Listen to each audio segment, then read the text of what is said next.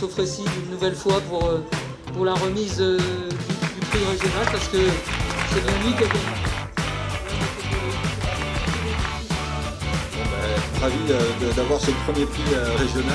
C'est la 8e année où on participe au Challenge Mobilité. C'est déjà une fierté, je dirais, pour l'entreprise et donc une fierté pour les collaborateurs qui vont apprendre. Donc on a été honoré au titre régional, donc au titre local c'était déjà, ça avait été fait pendant ces dernières années où on avait plutôt bien participé. Là c'est au niveau régional, donc oui je pense que ça va, en tout cas on va l'utiliser également au sein de l'entreprise comme outil fédérateur de communication pour encore aller plus loin et même gérer au niveau du groupe et d'autres établissements dans d'autres régions où ce challenge mobilité n'existe pas encore.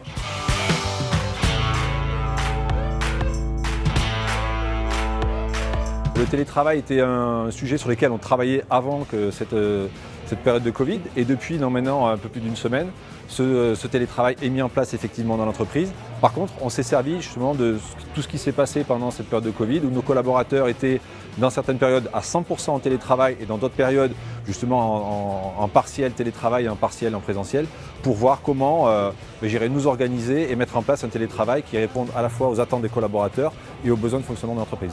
On a un certain nombre de collaborateurs qui depuis quelques années ont fait les choix aussi du covoiturage. Il y a de plus en plus de véhicules électriques et puis également beaucoup de collaborateurs viennent à pied ou à vélo.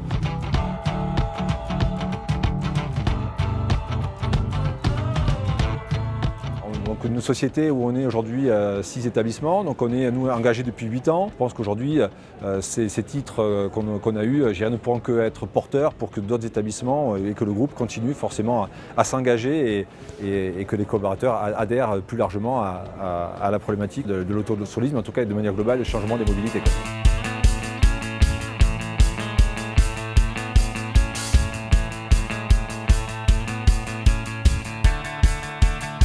Cette année, c'est le 10e anniversaire du Challenge Mobilité.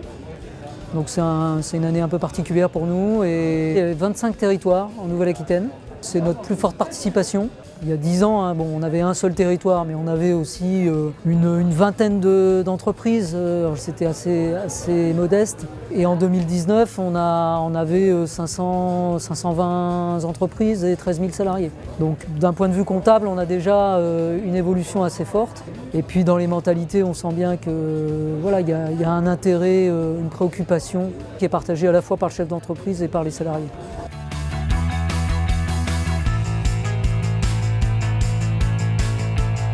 Le challenge, dès le départ, a été vécu comme un moyen ludique, en fait. On l'a conçu comme ça. On encourage tous les modes de déplacement alternatifs à ce qu'on appelle la voiture solo, donc la marche, le vélo, les transports en commun, le covoiturage, puis même le non-déplacement à travers le télétravail. On a voulu favoriser la dynamique locale, donc avec la collectivité et puis le réseau des entreprises à travers les CCI. Et les entreprises concouraient entre elles au niveau local. Voilà. Et donc ça, c'était important de conserver cette émulation locale.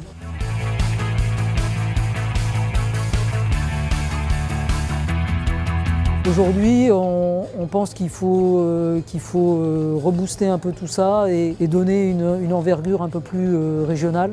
On attend qu'il y ait de plus en plus d'entreprises qui participent. On attend que les collectivités se mobilisent encore plus sur le sujet. Et on attend peut-être même de disparaître, qu'il n'y ait plus besoin du challenge et que la prise en compte de la mobilité tous les jours de l'année pour aller à son travail soit plus un problème.